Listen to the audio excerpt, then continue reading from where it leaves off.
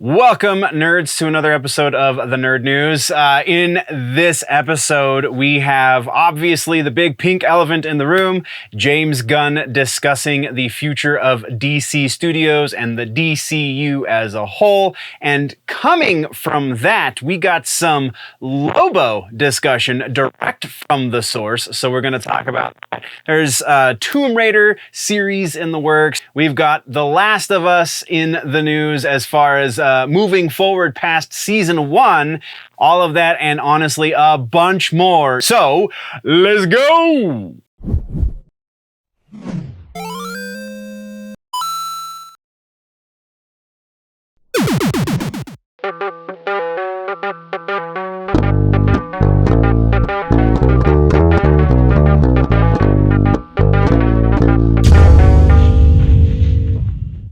But first, we have some housekeeping to get out of the way. So, those of you on the syndicated platforms, i.e. Nerdy Legion and or Big Show Entertainment Network and so on and so forth, you will notice that we did not do an upload for the live episode this week.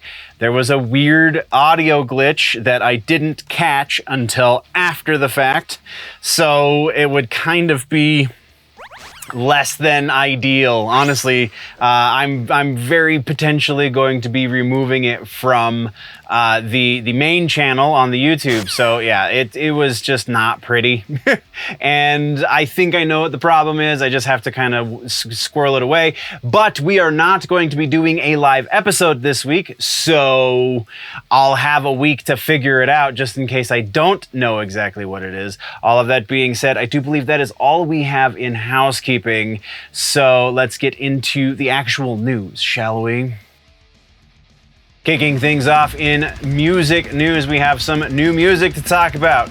First up, we have a new single released from Norma Jean. The name of the song is 1994. The name of the record is Death Rattle Sing For Me. Came out last August. This is the most recent single, like I said, from the record. And there are moments of this song where I feel like it's going to be something that I can really sink my teeth into and just dig in. And they never come to fruition. It feels like it's kind of building towards something that's going to be potentially great, and then it's not, and it really, I don't know. I have never been a Norma Jean listener much. This song almost got me to the point where I was like, maybe I can give this band another shot, and then it just let me down. So if you're not a Norma Jean listener already, this probably isn't going to do anything for you. So the next one on the list is Avatar, one of my more favoriter bands of the last few years.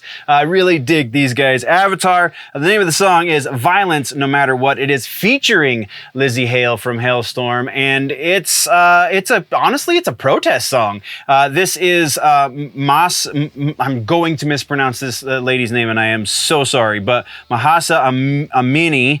It's a protest song. In the Iraq situation. I can't even remember all of the specific details for it, but it is a protest song in that vein of the lady whose life was tragically taken by the government of a Middle Eastern country. I want to say it was Iraq, but I think I might be wrong. Either way, the song kind of kicks ass. Not much of a Hailstorm fan, I don't know, Lizzie Hale just doesn't really do much for me. But she almost kind of hangs with Johannes in this one. So yeah, if you're not an Avatar fan, honestly, you probably should be. It's really fun music, and it's really easy to digest, and just very well crafted stuff. If you're into aggressive stuff, definitely check this one out. Our last piece of music that we're reacting/reviewing-ish, whatever the hell this section really is Randy Blythe on Shiprocked. Shiprocked ended a little while ago, and videos are still kind of surfacing, but this one is Randy Blythe with the house band called The Stowaways, also featuring on guitar, the guitar player from Raw, Rahaj Tikotin. I hope I'm saying that correctly. This is a cover of Dragula. Randy Blythe from Lamb of God singing Dragula. Let that one sink in. It's exactly what you're thinking. It's pretty awesome. Go check it out for sure. Let's get into tours, shall we? All right, so our tour announcements for this week. We have Carcass and Municipal Waste going out with support provided by Sacred Reich and Creeping Death. 24 dates on this tour, so it's a pretty sprawling one by most standards at this point in time. Starts at the end of March in Santa Ana, California, wraps up late April in Los Angeles. Tickets go on sale this coming Friday, February 3rd, 10 a.m. local time. So wherever you are, that 10 a.m., that's when they go on sale. It's timed, because it's Ticketmaster, so they've got the ability to do that. So this is going to be definitely a lot of fun. Municipal Waste is just a fun band. Carcass is good if you're really into aggressive stuff. So it's very interesting that Carcass and Municipal Waste are going on tour together. I can see, honestly, the other two bands, Creeping Death and Sacred Reich, going on tour with either of these guys, but the two headliners are the ones that kind of got my head spinning just a little bit. Next up for tours, we have Trivium and Beartooth have announced that they're going out on tour together with support from Malevolence, a great new band on the come up. You should definitely check those dudes out for sure. And then a band I've never heard of, Archetypes Collide. I think we may have mentioned them before in a different touring section months and months ago, but I still haven't checked them out. I have no real desire to do so, but this is a 29 city run. It starts May 1st in Stroudsburg, Pennsylvania, and runs until June 15th in Seattle, Washington. So definitely go check that one out. This is going to be a good one. Beartooth is a little weirder than Trivium. Trivium's a lot more on the classical side of almost shred on the new metal stuff, or not new metal, but metalcore stuff. So yeah, definitely going to be a fun tour for sure. The next one is one that I'm getting tickets for myself, and that is Black Braid. He is not the headliner, but he is going out in support of Dark Funeral, Cattle Decapitation, and 200 Stab Wounds is also going to be on the bill. 200 Stab Wounds is kind of the big new thing in the death metal scene. I don't really get it necessarily, just because instrumentally they're pretty interesting, but vocally it's very bland, so it's kind of this weird dichotomy of situations. Either way, this is going to be, the tour starts May 11th, Santa Ana, California, runs through June 10th in Los Angeles, California, kind of runs a lot of places in between. You can find links to tickets for any of these shows down in the description if you are so inclined. Again, some of them don't go on sale until a later date, so keep that in mind. But yeah, tickets go on sale for this one also on Friday. Rob Zombie is our final tour that we're talking about for the tour section, and that is Rob Zombie with Ministry, Alice Cooper, and Filter. Very interesting opener for this show. The rest of them, sure, Ministry, Alice Cooper, Rob Zombie, all very much make sense together. Filter? Qua? But this one starts in Dallas, Texas on August 24th, runs through September 24th in Phoenix, Arizona. This is kind of noteworthy. If you are a bit of a Zombie fan, then you will know that Mike Riggs, who was the guitar player on the record that Dragula comes from, that Randy Blythe was covering in the previous section, the Hellbilly Deluxe, Riggs was the guitar player on that record, hasn't really been around for some time. He was on the follow-up to Hellbilly, but I think that was the last record he was on. Don't quote me on that, because I didn't put in the notes, because, amazing notes. But still noteworthy, because it's been a while since Riggs has been around. He just did a show with Riggs in October, so presumably, judging by the social media posts and the vocabulary therein, presumably Riggs is also going to be doing this whole tour, so that's pretty noteworthy in the world of Zombieland. That is all we have for tours, festivals, new music, and whatnot. So let's get to our musical suggestion for the episode, because we got no regular ass news. Musical suggestion for the episode is Shadows Fall, Art of Balance, released September 17th of 2002. This is a classic in the new wave of American heavy metal musical movement. This is absolutely something you should be digging your teeth into from time to time. The reason it's on this list is because that Randy Blythe video just really reminded me of Brian Fair from Shadows Fall, because of the dreadlocks and the thing and the stuff. So it's a great record. You will not regret listening to this probably a dozen times between now and the next time we speak next week. Gaming and Tech is next up. So yeah, we have no follow-ups. Oh, I take that back. I misread my notes. Go figure. Dead Space, and really just this remake is getting awesome reviews. I have not yet played it, though I hope to soon because I really loved the original, and this one seems to be that much better. So yeah, super stoked about it. You should be too. Next in follow-ups, we have a PlayStation follow-up. This one has to do with 2023. They just made a big announcement that in 2023 there is going to be an improved supply chain for PlayStation 5, the gaming console. If you are in the US, UK, France, Germany, Netherlands, Belgium, or Luxembourg, you are in luck because you should be able to get a hold of Sony directly via their website, link in the description, and get your PlayStation 5 console if you don't already have one. They are ramping up production. They've said they were gearing up for this a few months ago, and now here we are, and it's coming to fruition. So if you don't have one, you can now get one. Our next follow-up has to do with Overwatch 2. This is the announcement of Season 3 coming very soon. Didn't catch, honestly looked a number of different places, and for whatever reason, nobody knows exactly when Season 3 is launching, but we do know that with Season 3, we're going to be getting a lot of creature comforts back or upgraded in Overwatch. It's kind of suffering from something similar to Halo, what Halo's been suffering from for the last, year plus. Overwatch is fixing a few months after launch.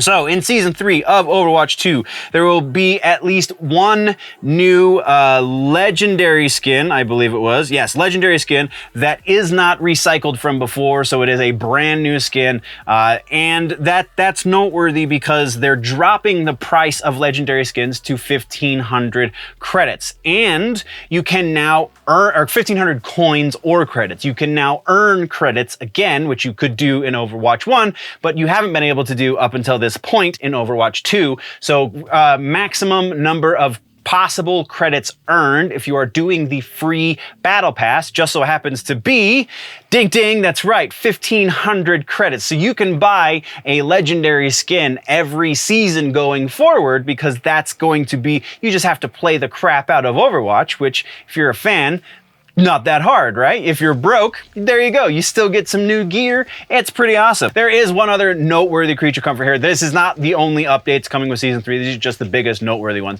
But the other one also has to do with gear, and it has to do with the store specifically. The store is going to be running Legendary and Epic gear, cosmetics, and things all year round. If it's in the store, it's going to stay in the store. You will always have the opportunity to buy it. So there you go. You can go get yourself some gear again whenever you won't miss it like you do in Halo, like we over in the Halo camp tend to do.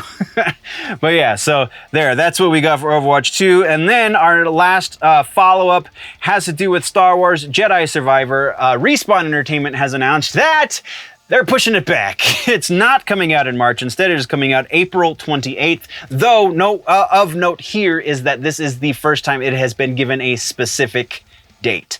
Last time it was just, yeah, we're going to do it sometime in March. And now they're saying, well, now it's going to be sometime April, but very specifically April 28th. So that's where just Star Wars Jedi Survivor sits. That is the gaming and tech section as you know it. So all that's left is suggestions for gaming and tech, and that is Overwatch 2, man. If you are a little rusty and you want to get ready for Season 3, now is the time, because like I said, the release date is soon. We just don't know exactly when yet. We'll know soonish. I'll probably have to amend this part of the video next time I see you because I will be dumb and have missed it. But either way, that is your suggestion for the week. Comic books and literature. We have one follow-up on comic books. We talked, honestly, in the last pre-recorded episode, as well as in the most recent live episode. We talked about Teenage Mutant Ninja Turtles, The Lost Years, The Last Ronin, The Lost Years. So many qualifiers. But we talked about 4 new turtles taking over in the Last Ronin continuity. We now know the names of these 4 turtles. We have Odin, Uno, Moha, and Yi. Moha and Yi, both female characters. So this is the first time of the main 4 that we have female characters part of that main 4. And none of them, aside from Yi, really have a parallel to an original Turtles member. Yi, her original parallel is seemingly to Donnie, but again, we won't really know the full details of these characters probably for months and years to come. But either way, I'm still pretty stoked about this new comic book, not gonna lie. Then we do have some regular ass news here in the comic books and literature section. First up, we have a very interesting situation with Lithios. So this is technically a AAA gaming company, but it's going to be this weird like shotgun approach to this new way of doing storytelling. So there's going to be a comic book related to this, but the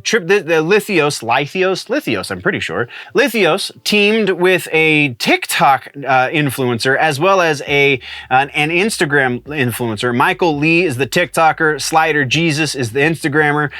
It's going to be this narrative that takes place on the Michael Lee TikTok page. It's going to be episodic content there. Happens every Sunday with a new episode. I believe the first 5 episodes are currently live on Michael Lee's TikTok page. But like I said, there's also going to be a comic book that is telling this story as well. And then I think even a video game is in the works, though there's no release date just yet for the comic book or for the video game, but specifically the live action episodes are once again live on TikTok. So very, very interesting. Let's move right along. Next up, we have Captain America Cold War. This is a new book announced by Marvel where we are going to be pitting Steve Rogers and Sam Wilson against each other. We kind of all saw this one coming. This kind of feels like a little bit of a desperate grab at the fans. You know, hey, you haven't really been reading much, but look at this. We got Steve Rogers back on the page as well as Sam Wilson, and they're battling it out to see who's really the best Cap. And let's put this one out there. I think going forward, if I'm going to be seeing into the future, I bet, that's right, both of them are probably going to maintain the title of Captain America to some degree, just in separate books, kind of like they currently are, because they're not going to, well, they might disappoint current fans or old school fans, I guess you could say, by giving it to Sam Wilson, or they could upset the woke crowd by giving it just to Steve Rogers. But they're not super likely to do the latter, but they are kind of likely to do the former. So very possibly Sam could be the only Cap coming out of this, but I don't think that's very likely. That is, though, what we have for comic books and books. So let's get into the comic books and literature. Sorry, I forgot. It's right here. We changed the name for the new season. So suggestions for comic books and literature. We're going with literature for this suggestion, and it is Diamond Age. You thought ChatGPT was nuts when it comes to AI. Read what the crazy, intelligent brain of Neil Stephenson has to offer from 1995, mind you. Diamond Age, or A Young Lady's Illustrated Primer, is a phenomenal science fiction book, and honestly, with all of the craziness in AI that's going on right now, has probably never been more relevant. Go read it. Go see what our future is going to be. Go check it out. It's a great book. You won't regret it. Episodic content. We got shows. We got streaming and television and things. So first up, we have some follow-ups. We have one follow-up on Invincible, a casting announcement. It is official that Jeffrey Dean Morgan has been cast to do a voice in season 2 for Invincible. That's right, Jeffrey Dean Morgan is doing so many comic book things these days. It's kind of awesome. I love it. I'm here for it. Continue, please, Mr. Dean Morgan.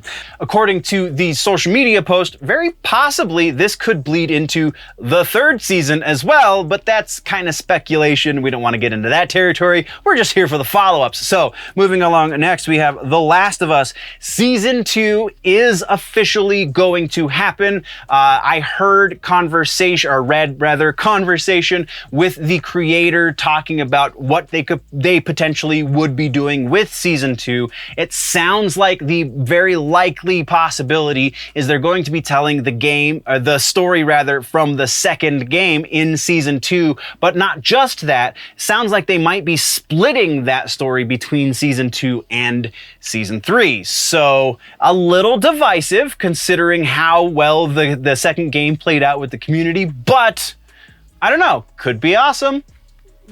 So far, season 1's great. So yeah, let's do that. So next up, we have Superman and Lois. We talked about this also in the streaming episode, the live episode this last week, because it was uncertain where Superman and Lois was going to land. But we got some information from James Gunn, which we're going to cover in much more detail in the movie section. So stick around for that. But so Superman and Lois is going to continue for approximately 1 to 2 more seasons, at least as it stands right now. If the ratings continue to stay solid and healthy, that very potentially could change. If they get better, that probably is more likely that they will stick around longer than just 2 more seasons. If they get worse, then you know he does not care about axing things, though it should be noted that that very potentially means that Superman and Lois is going to be labeled as an Elseworlds story in the continuity, but it kind of already is that, so no real harm, no foul, right? Moving right along, we have King of the Hill. We've been keeping active tabs on this one. It's been kind of dormant for some time because they've been shopping it around seemingly, and it went to where we figured it was going to go. It's going to Hulu. The new season of King of the Hill is going to Hulu, returning for their roles from the original series as production is Mike Judge and Greg Daniels. They're both going to be showrunning the thing. So we have Stephen Root is returning as Bill, Pamela Adlon as Bobby Hill, Johnny Hardwick as Dale, Lauren Tom as Minh, and Mike Judge will be back to voice Hank. Because of course he is. So yeah, sounds like pretty much everybody's returning to their roles, though notably absent, unless I totally skipped over it in my notes. But yeah, noticeably absent is Peggy Hill.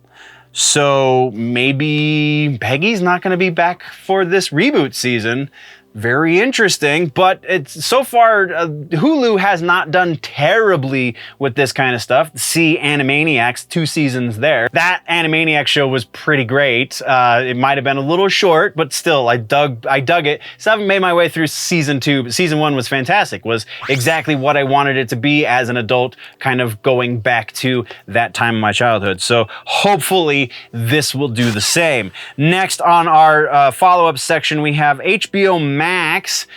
This is actually HBO Max adjacent more, because HBO Max, with the merger, the Warner Brothers Discovery merger, all of the craziness going on there, some of the license agreements were not renewed with the merger, so they had to get rid of some stuff, notably Looney Tunes, notably the Flintstones, and they've also canceled some shows in that vein. We're looking at you, Westworld.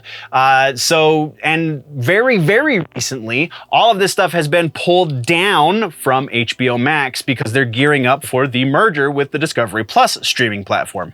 All of that is to say, it was kind of up in the air where all of this content was going to land and how, if at all, was anybody going to be able to digest it after the fact. After it's been canceled, after it's been pulled, does that mean it just doesn't exist? Well, no, because Roku and Tubi have swept in and said, hey, we can put it on our platform and we can pay the bills because we have ads. Ad-supported Roku and Tubi is where you're going to be able to see, from the sounds of it, everything that has been pulled off of HBO Max because of this merger situation will find its way over to one or both of those platforms. So that's pretty awesome. Going from follow-ups, we now have trailers. We only have really one trailer to talk about. Picard Season 3 dropped a new trailer.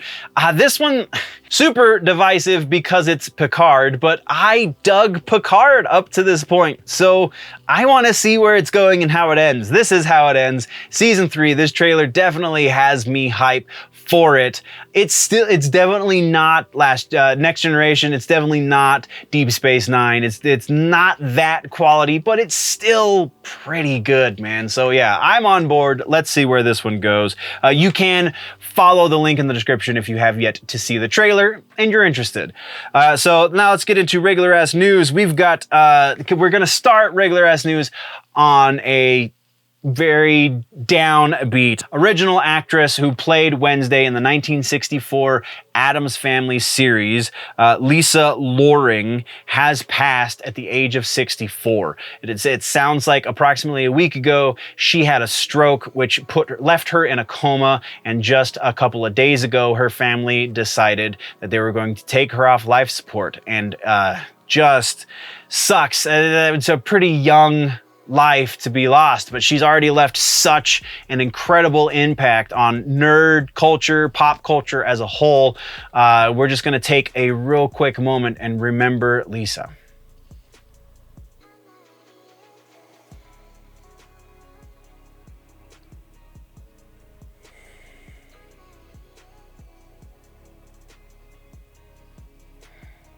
Okay, coming out of that. I don't like to end on these things, so we got to put it right at the beginning of the regular old news. Next is a little bit of a brighter note depending on, your point of view, but Tomb Raider is now going to become a series over on Amazon Prime. And the thing that could very well be the most divisive part of this is who they're putting in charge of the writing staff. That is, Phoebe Waller-Bridge is going to be in charge of writing, is going to be the head writer on the project. They made it sound like in some of the outlets, some of the press releases, made it sound like she was going to be the only writer, but that's not really how TV or streaming shows work. So the head writer sounds a lot more appropriate. So that's what we're saying. She's going to be the head writer. Though it does very distinctively say that there has not been discussion of her playing Lara Croft for the series. Though also very notably, they didn't rule that part out either. So could be okay, because she's a pretty good writer. She's a comedy writer, so that's weird. But either way, she's pretty good. If she ends up playing Lara Croft, this show will tank. I'm just going to say that right now. This show's not going to do well if that's what happens. But we'll see. We'll keep tabs on it. Let's move to our final piece of news here in the episodic content section, and that is Titmouse Incorporated, the people who are in charge of many of your favorite Adult Swim cartoons. Very specifically, I'm thinking of Aqua Teen Hunger Force. I didn't write any of them in the notes because, again, I take amazing notes. But they just announced that they are producing 2 brand new shows for different platforms, not for Adult Swim, but we have Frog and Toad. The classic tale of Frog and Toad is being serialized and being put out on Apple TV Plus by Titmouse Incorporated. And for all of you Critical Role fans out there, Critical Role just signed an exclusive first look deal with Amazon Prime, and their what's the name of the damn campaign? Mighty Nine. There we go. The Mighty Nine, their second campaign, is getting turned into a live action series on Amazon Prime. So again, all of you Critical Role fans out there, you should be super stoked about this, because not only are the folks from Critical Role in charge of this, but the production company that's going to give it to Amazon is Titmouse, and they do fantastic work. So yeah, super excited about all of that. Which only leaves us one spot, and that is Addams Family is our suggestion for this week here in Episodic Content. Addams Family, the original 64 series, you can find it over on Pluto TV. It's a free streamer, so you got to put up with ads, but it's totally worth it because there's a whole channel for the Addams Family. So go check out the Addams Family in honor of Lisa Fleming this week for your suggestion. That leaves us with movies to talk about before we hit up the rumor mill. In movies, we have one big follow-up that's kind of strange. I'm not even gonna lie with this one. So Winnie the Pooh, Blood and Honey. That's right, the horror movie based on the character of Winnie the Pooh and Piglet to some degree, and all of the other friends from the 100 Acre Wood. They're coming back for another horror movie installment. That's right, Blood and Honey is getting a sequel, and that's even before the first movie is released at all. So apparently the production people, the people behind this movie, are seeing all of this hype and just not wanting to let it fade, not wanting to let it die at all. And so they're jumping and hitting while the iron is hot, if you will. and probably good on him for doing it because, you know, get in, get yours, get out. That also is very interesting because does that mean they don't really believe that the first movie is going to make them as much money once people, you know, word of mouth starts getting around that it's, you know, it's worth watching or not worth watching, rather? Very interesting, very weird. Don't know what to make of this, but that's what we got for follow-up. So let's get into trailers. We got 2 trailers this week. First trailer is Super Mario, the new Super Mario trailer. This time we get to see a little more of the power-up action as well as Seth Rogen's Donkey Kong voice, which is just Seth Rogen talking into a microphone. Kind of like Mario is just Chris Pratt talking into a microphone, not really doing a Mario impersonation. That's kind of what we got Rogen doing for Donkey Kong, but still, Mario, big screen. The movie comes out April 7th, just in case you didn't remember. That is our first one. Our second one is The Boogeyman, Stephen King new adaptation. This one looks like it might actually be a little creepy. I'm not a fan of Stephen King movies by and large. I'm definitely not a fan of Stephen King books. I just think the man is way too verbose for no freaking reason. But again, this one looks like it might be a little legitimately creepy. June 2nd is the release date. Once again, links in the description if you want to go check out these trailers. That's what we got for trailers, so let's get into the news. All right, so this is the big one. This is the whole kit and caboodle, the whole shebang, all that she wrote. We're gonna start with the giant pink elephant, sort of speak. James Gunn. James Gunn has let us know the first half, roughly, of the first chapter of what is going to become the DCU. The 8 to 10 year plan, as he keeps referring to it, is going to be broken into chapters. First chapter, he is named Gods and Monsters, and we got the first little bit of that. So, of note, before we get into those details, he does say very specifically that anything that is not directly DCU, i.e. the Batman, Joker, Teen Titans Go, that kind of stuff, potentially Superman and Lois, all of these things are going to be labeled as DC Elseworlds. They're going to be allowed to thrive and flourish if the audiences want them, which is why we're getting the Penguin series, which is why we're getting the Gotham PD series, which is why they're making a second Joker movie, etc., etc. So they are going to allow for this, but it is going to be clearly labeled. This is separate from the rest of the DC universe. So hopefully that does us pretty well. Starting off the 6-minute video. This was a very information-packed 6 minutes, but starting off the 6-minute video, he started with Shazam after he made the Elseworlds thing very clear. Shazam very possibly is going to be sticking around, though it is noteworthy that the release date of Shazam is before The Flash, and he says very, very explicitly that The Flash is going to be changing everything. So that could be his out with Zachary Levi and Shazam. We will get into the rumors surrounding such things in the rumor mill, but the vocabulary he used was very positive on the Shazam movie. So we potentially could see something resembling a third Shazam movie, though I would honestly be kind of surprised if we went past a third Shazam movie. Then we also have, again, The Flash is officially resetting the entire DC universe. Blue Beetle, coming along shortly thereafter, is safe. It sounds like he does want to continue with the character of Blue Beetle into the DCU proper. So that's pretty freaking awesome. The first new project, the first project that he has his hands directly on that is setting up this giant thing is the first new project of Chapter 1, I guess it should say specifically, is an animated series called Creature Commandos, which looks interesting. Never read any of the comics that are associated here.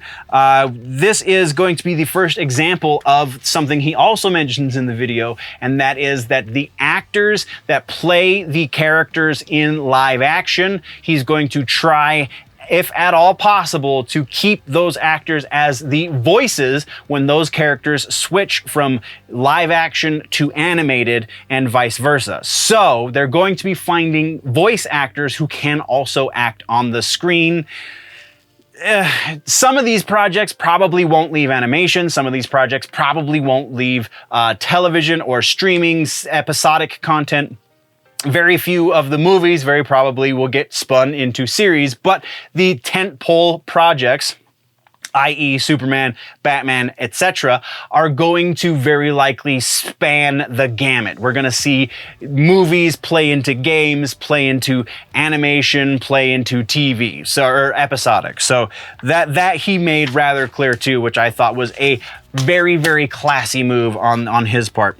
The next project on the slate is Waller. So officially this is, let's see, let's count them down. We got Shazam, we got The Flash, we got Blue Beetle, Creature Commandos. Next up is Waller. This is going to be a live action series. Think of this as the Suicide Squad season 3, something along those, Peacemaker season 2.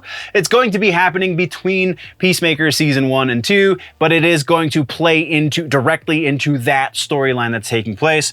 It is going to be Viola Davis playing Amanda Waller still, so that's one holdover from the previous iterations of this DC universe. It is going to be based on the Crystal Henry and Jeremy Carver story. So next, from there, we're going to Superman Legacy. It's going to be a live action movie, obviously, with a set release date because the script is already apparently written by James Gunn himself, and that is July 11th of 2025. So he's going for the 4th of July feel, truth, justice in the American way. That was said, not in the video, but in the press event that they had surrounding this video. That was said very specifically. So he looks like he's definitely sticking to this. Next, we have a TV show, live action TV show called Lanterns. It's going to be centered around the characters of Hal Jordan and Jon Stewart. They're going to be kind of like True Detective is how he described it, but it's intergalactic cops instead of cops from, the South. So very interesting parallel to draw there. Next project is called The Authority. It is based on the Wildstorm characters. They are officially bringing Wildstorm characters into the DCU. This is when it happens. Very potentially awesome. I've heard nothing but good things about the Wildstorm characters rather. And Wild Cards is a whole different thing. Wildstorm characters, I've never heard, I haven't really heard much bad about them, so I've never read the books though, so I'm going to take your word for it. Wildstorm, again, now part of the DCU. Paradise Lost is the next one. This is a movie.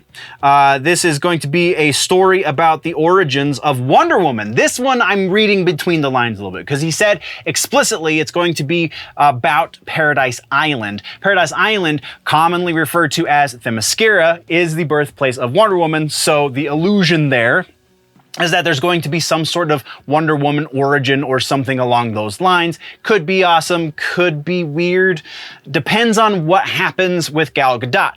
As of, again, the press event around the release of this video, very explicitly, the only people he has said that are not a part of the DCU for sure going forward are Henry Cavill and Ben Affleck. Superman and Batman are both getting recast. He left the door open for Gal Gadot and very explicitly left out mentioning Zachary Levi as Shazam, and strangely left out mentioning The Rock as Black Adam, but we've already had that conversation. All right, so let's pick up. All right, I lost my place in the notes. There we go.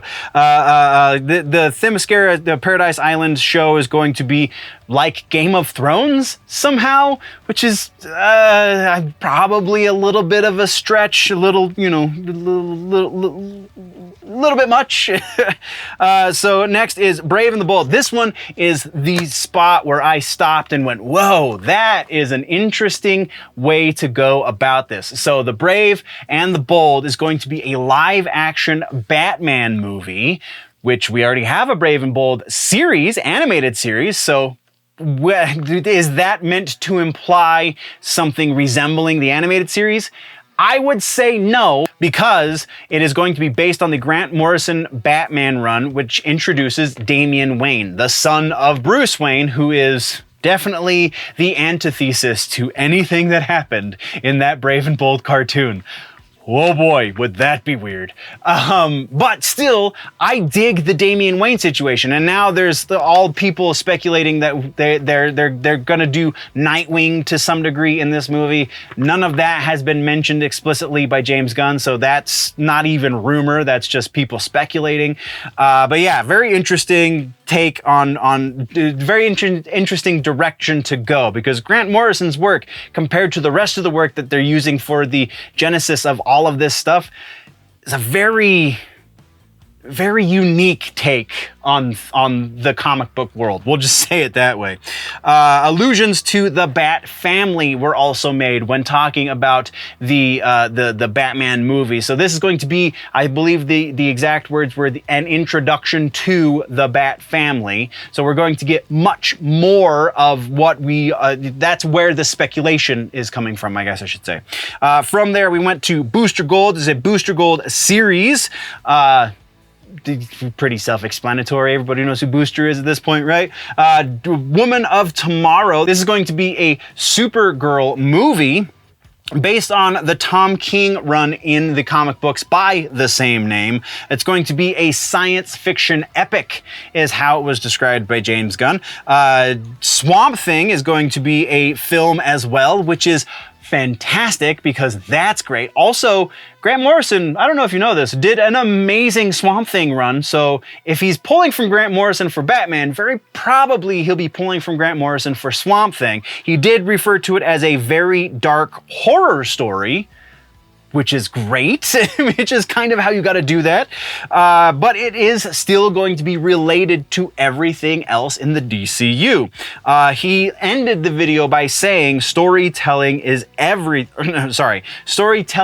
always king, is his exact quote. They're going to be putting storytelling above everything else, which is how it should be done. If you want to signal some virtue, try and do it in an entertaining way, and nobody's really going to care that much. And that's the thing that James Gunn has taught us.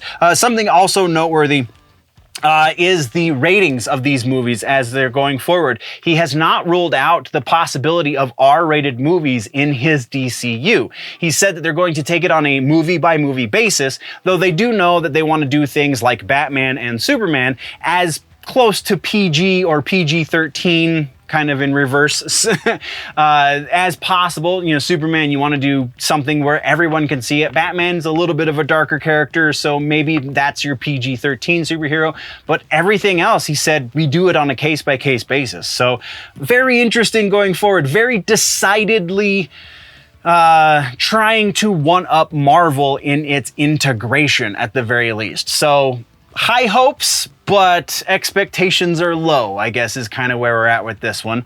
That's what we got from that. And then we have a one more announcement.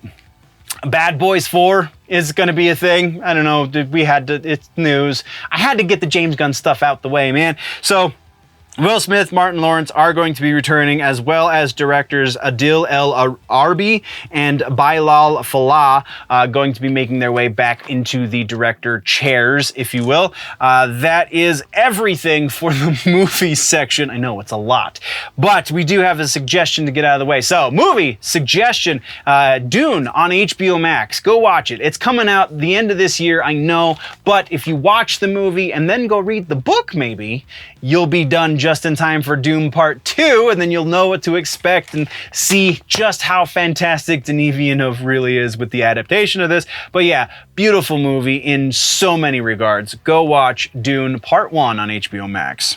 Which then brings us to the rumor mill. That's right, nerds. All right, so we have confirmations and refutations. This is not technically either confirmation or refutation, but it is direct from the horse's mouth. So we're going to try and break this down a little bit. So again, we're talking DC, we're talking Lobo, we're talking very specifically the press event around the release of the James Gunn video on YouTube earlier today as I'm filming. Lobo is... They didn't say specifically that Lobo is going to be part of the plan moving forward. They did, however, say very explicitly, Peter Safran himself said very explicitly that Jason Momoa will not be playing two separate characters in the DCU. He very potentially could switch characters at some point, at which point they would recast Aquaman. But as of now, he is only playing Aquaman. Peter Safran said, in one breath, he said that Momoa originally wanted to do a trilogy with the Aquaman stuff, so we could very well see that trilogy come to fruition. But then he also said we will just have to play it by ear or something along those lines once Aquaman 2 comes out. So Momoa could be doing Lobo, but if he does, that means he's not Aquaman. He did say that nobody's taken Aquaman from him, so what the hell is going on? Still a lot of speculation around this, but I just thought it was something that needed to be discussed. So let's talk about that down in the comments on the socials or wherever you got to interact with the show. All right, so let's talk news sources for old rumors. First up, we have, again, this one honestly is both a new rumor and an old rumor because it's new. It's new because of new reasons, but it's been something that we've been talking about for some time since Gunn and Safran took over DC, and that is Shazam. Zachary Levi, a news source, is saying that Zachary Levi will be playing Captain Marvel no more. This decision apparently came down before he made those comments about Pfizer on his Twitter account. So I don't know. It sounds like this is going to be another situation, potentially, where James Gunn said, we just didn't renew the contract. It's not that we fired the guy, it's just that we wanted to do something that he, couldn't be a part of, so we just didn't bring him back for something new. I think there is still a contract here, so I think this could be very wrong, but there's plenty of evidence on both sides, so we're going 50% for this Shazam rumor. Next is more Halo rumors on the video game side of things. So Bloomberg is getting in on the action now, saying that Halo is in fact going to be switching from their house-built Slipspace engine, the gaming engine that built Halo Infinite, and they're going to be switching over to the Unreal Engine 5 because, they just lost a fair portion of their workforce over there. So if you're going to be working with a bare bones crew, you're going to want to do it with something that's super easy and not something super convoluted and difficult to work with. So that kind of makes sense, but also all of the things that we've been getting from 343 and from Microsoft, very specifically about Halo, say that they're going to do their thing their way in not so many words. So I don't know. This one, slightly more probable, but I can't go super high with it, so we're going 65% likely with this Halo stuff. Next, we have more freaking Ryan Gosling rumors to do with Fantastic Four. So Fantastic Four, for those that don't know, Ryan Gosling has now been rumored for just about everyone on the team. This new rumor says that no, he's not going to be anyone in the Fantastic Four. He's going to be the Silver Surfer, who is going to come out in the Fantastic Four.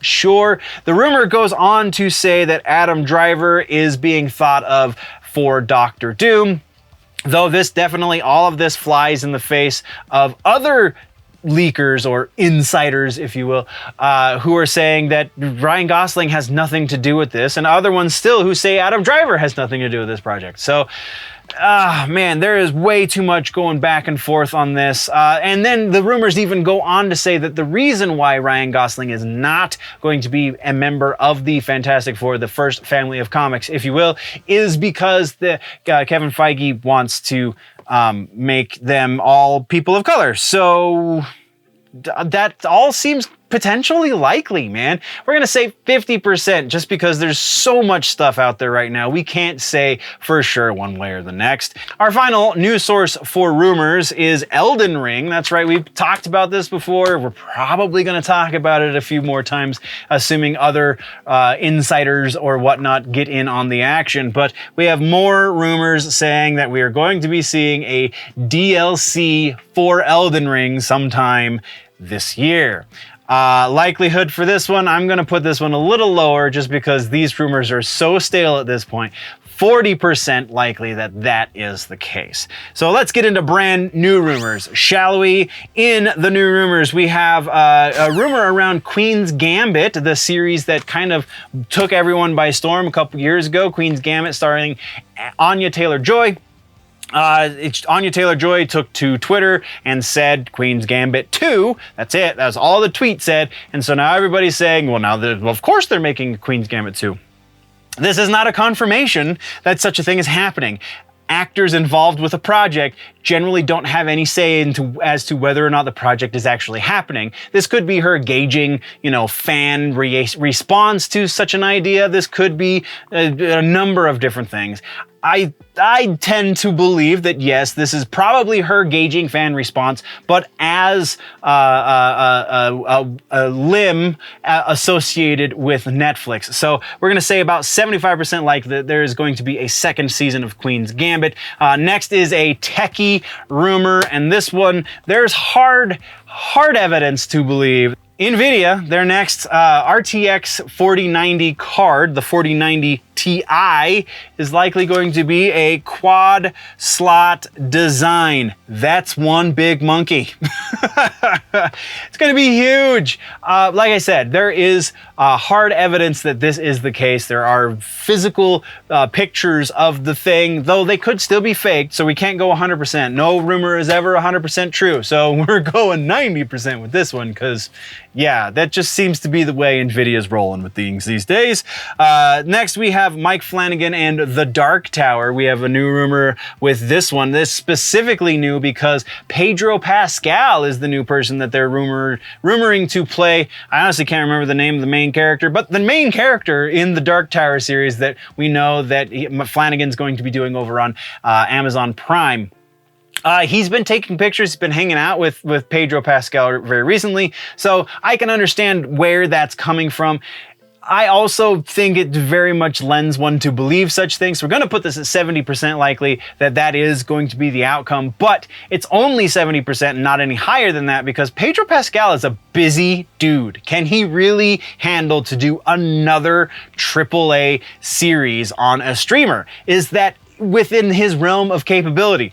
I don't know. I honestly, that's a hopeful 70%. I'm kind of uncomfortable with it being that high. So we're going to leave it there though and move right along. We have another tech rumor. This one is iPad. There is apparently a foldable iPad making the rounds. So far, I've only seen artists' renderings of such things, but Apple is in direct competition with Samsung. Samsung has had folding tablets for some time, so it's only logical that Apple would want to do it as well. However, because of the source, because of the lack of any hard evidence, we're only going to be putting this at about 80% likelihood, though it's still pretty damn likely.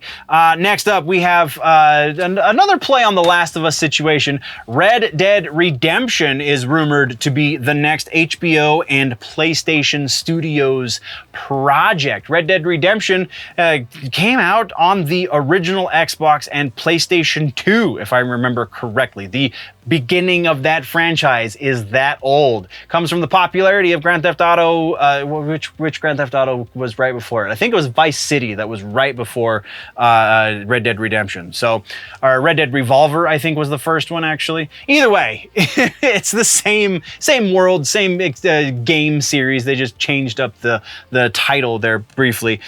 This would make a lot of sense. They have struck gold with this combination of HBO and PlayStation Studios. So yes, I think that there's a very strong possibility. Not a very strong leaker, not a very strong source for this rumor, so we can't go super high, but we are going 65% probable that this is going to be a thing. Then let's talk about Super Mario Sluggers, or Mario Super Sluggers, however you want to say that. A franchise that has been dormant in the Mario oeuvre, umbrella, whatever, since 2008. The last iteration of this franchise came out on the Wii. There's a new rumor that says we're going to be seeing Super Sluggers sometime this year, at least announced in a Nintendo Direct. Makes sense. It's an old property that they are, trying to make as much money as possible. I believe it did fairly well on the Wii, so it's kind of due. We're going to say about 75% likely for this rumor. If you're lost in all of this, nerds, if there's, no hope for making sense of where did all of these rumors come from, well, then you're going to have to click the screen right there and go see all of the other news that we are talking about, where this all comes from, all of that stuff in the playlist that is linked right there on your screen right now. Thank you very much, nerds, for joining me for the news. We're going to see you in the next one. I got to sign off always. Always remember that if it's generally nerdy, it's probably here.